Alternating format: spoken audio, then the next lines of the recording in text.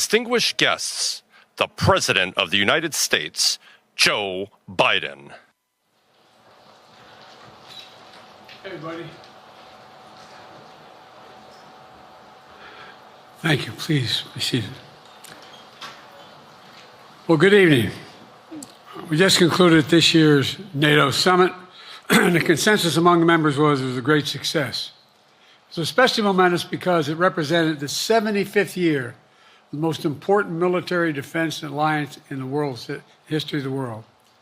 We should never forget that NATO grew out of the wreckage of World War II, the most destructive war in history.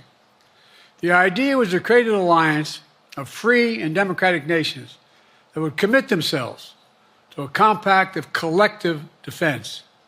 Standing together, they knew we'd all be safer. An attack on one would be treated as an attack on all. And it's worked because a would-be aggressor knows if they attack one of us, they'll be attacked by all of us. Sending that message is the best way to deter aggression and prevent wars in the first place.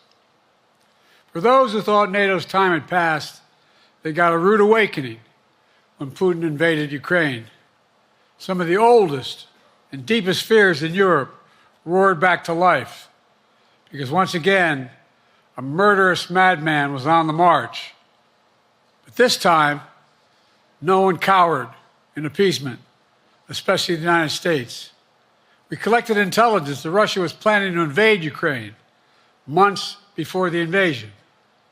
I directed the intelligence community to be a significant amount of intelligence be declassified so I could start building an international coalition to oppose the invasion. Then in February, some of you remember, I warned the world that the invasion was imminent. I rallied a coalition of 50 nations from Europe to Asia to help Ukraine defend itself. Many foreign policy experts thought as Putin amassed Russian forces just 100 miles north of Kyiv, the capital of Ukraine, but Putin thought it was the mother home of Russia. The capital would fall in less than a week.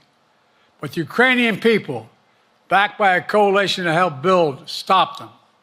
Today, Kyiv still stands, and NATO stands stronger than it has ever been. During the week of this summit, several heads of states made it a point in their statements to thank the United States and to thank me personally for all that NATO has achieved. NATO is not only stronger, NATO is bigger because we led the charge to bring in Finland and Sweden into the alliance, and it makes a gigantic difference. Excuse me. Meanwhile, my predecessor has made it clear he has no commitment to NATO. He's made it clear that he would feel no obligation to honor Article 5. He's already told Putin, and I quote, "Do whatever the hell you want." In fact, the day after Putin invaded Ukraine, here's what he said. It was genius. It was wonderful. Some of you forgot that, but that's exactly what he said. But I made it clear a strong NATO is essential to American security. And I believe the obligation of Article 5 is sacred. And I would remind all Americans, Article 5 is invoked only once in NATO's long history, and that was to defend America after 9/11. I made it clear that I will not bow down to Putin. I will not walk away from Ukraine. I will keep NATO strong. That's exactly what we did, and exactly what we'll continue to do. Now, the future of American policy is up to the American people. This is much more than a political question. It's more than that. It's a national security issue.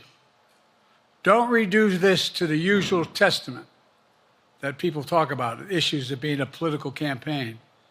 It's far too important. It's about the world we live in for decades to come. Every American must ask herself or himself, is the world safer with NATO? Are you safer? Is your family safer? I believe the American people know. The answer to all those questions is yes.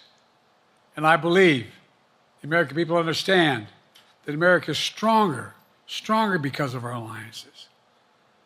I believe the American consensus from Truman to Reagan to me still holds today. America cannot retreat from the world. We must lead the world. We are an indispensable nation, as Madeleine Albright wrote. Now let me turn to three other key issues. Just this morning, we had a great economic report showing inflation is down. Overall prices fell last month. Core inflation is the lowest it's been in 3 years. Prices are falling for cars, appliances, and airfares. Grocery prices have fallen since the start of the year. We're going to keep working to take down corporate greed to bring those prices down further. Meanwhile, Trump's calling for a 10% tariff on everything Americans buy, including food from overseas, vegetables, and other necessities.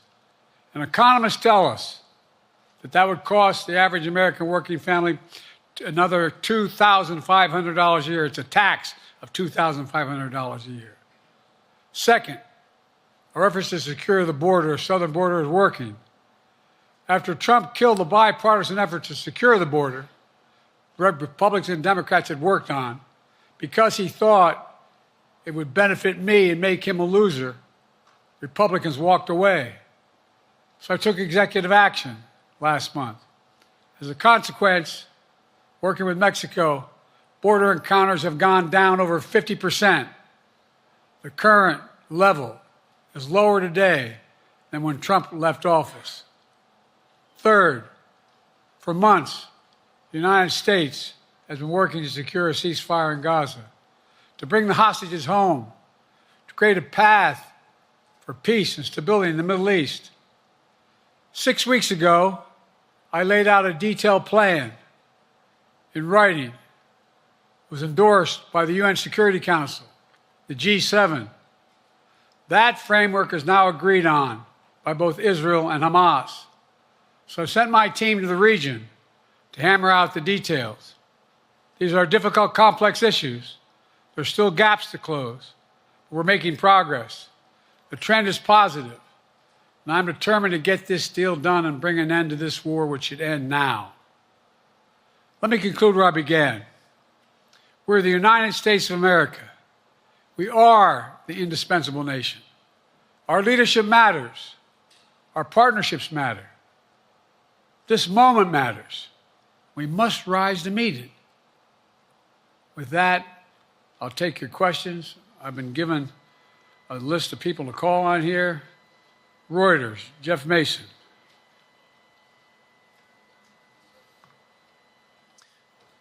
Mr. President, your political future has hung over the NATO summit a little bit this week. Speaker Pelosi made a point of suggesting that your decision on whether to stay in the race was still open. George Clooney and a handful of lawmakers have called on you to step aside. Reuters is reporting tonight that UAW leadership is concerned about your ability to win. UAW just endorsed me, but go ahead. Thank you.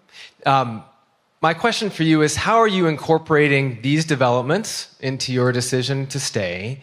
And separately, what concerns do you have about Vice President Harris's ability to beat Donald Trump if she were at the top of the ticket?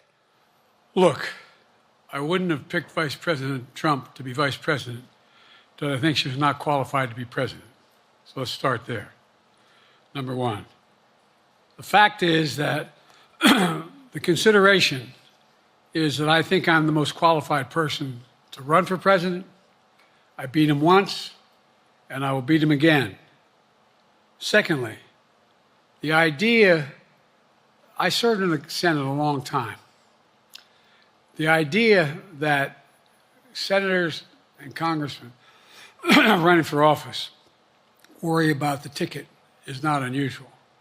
And I might add, there are at least 5 presidents running or incumbent presidents who had lower numbers than I have now, later in the campaign. So there's a long way to go in this campaign. And so I'm just going to keep moving. And because, look, I got more work to do. We've got more work to finish. There's so much, we made so much progress. Think about it. Think about where we are economically relative to the rest of the world. Name me a world leader who wouldn't want to trade places with our economy. We've created over 800,000 manufacturing jobs, 1.5 million. I mean, so things are moving. We got more to go. Working class people still need help. Corporate greed is still at large. Their prices, the corporate profits have doubled since the pandemic. They're coming down, and so I'm optimistic about where things are going. Danny Kemp, AFP. Thanks. Thank you, Mr. President. I wanted to ask you about you mixed up Presidents Zelensky and Putin earlier today. And you now have sort of your key allies, including the British Prime Minister, the President of France, the German Chancellor having to step in and make excuses for you on that. Officials here are saying off the record that your decline has become noticeable. Hasn't this now, frankly, become damaging for America's standing in the world? Thank you. Did you see any damage to our standing in my leading this conference? Have you seen a more successful conference? What do you think? And the Putin piece, I was talking about Putin, and I said, and now, at the very end, I said, here, I mean, Putin. I said, no, I'm sorry, Zelensky. And then I added 5 other names. Look, guys, the idea anybody suggests that we haven't had an incredibly successful conference. How many times did you hear in that conference, I know it sounds too self-serving, but other leaders, heads of state, in thanking me, saying the reason we're together is because of Biden, because Biden did the following. Look, folks, this is well, anyway, I thought it was the most successful conference I've attended in a long time, and find me a world leader who didn't think it was. Next one, Nancy Cordes, CBS.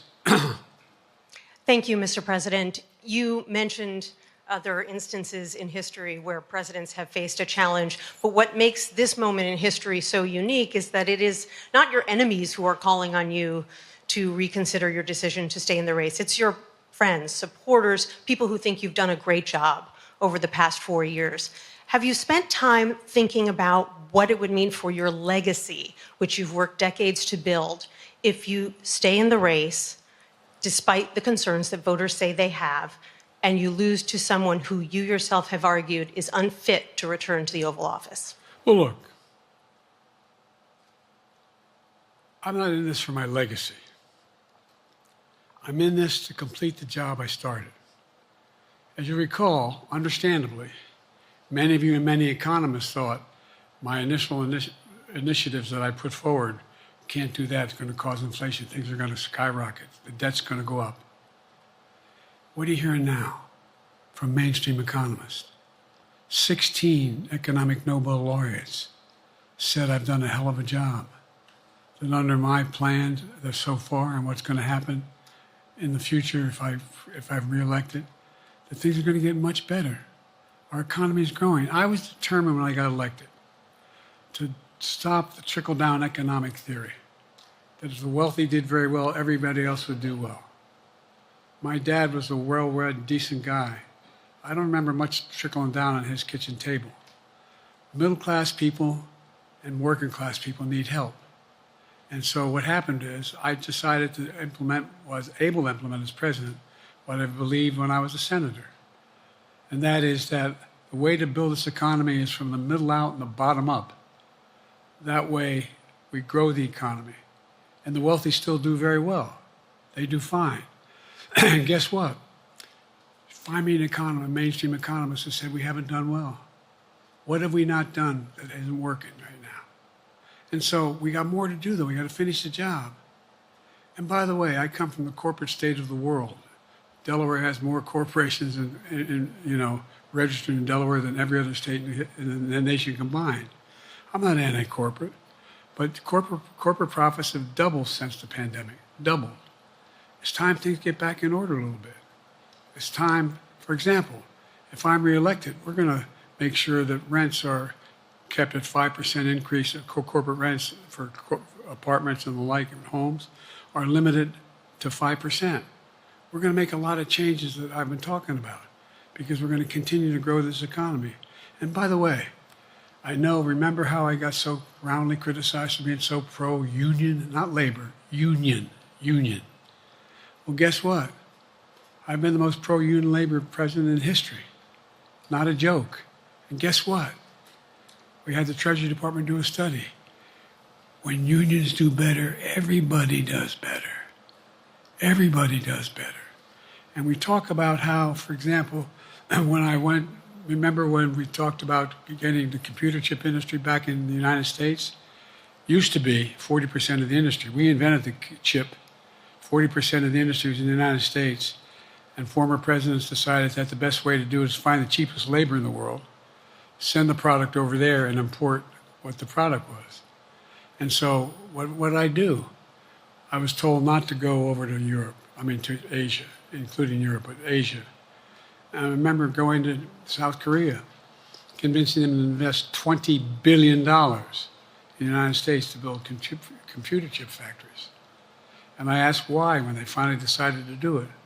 And the answer was because you have the safest economy in the world and you have the best workers in the world.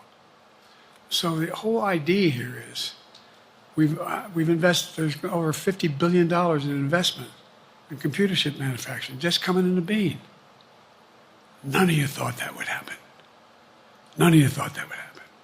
But it's happening. It's happening. And it's going to grow economies all through. And by the way, red states and blue states. Manufacturers as much in red states as in blue states. I've made no distinction. So my generic point is that the idea that we can't continue to build and grow the economy, make it fairer. And like I said, from my standpoint, when the middle class does well, that's when the whole economy grows. The poor have a shot, the wealthy do well. But the wealthy got to start paying their taxes.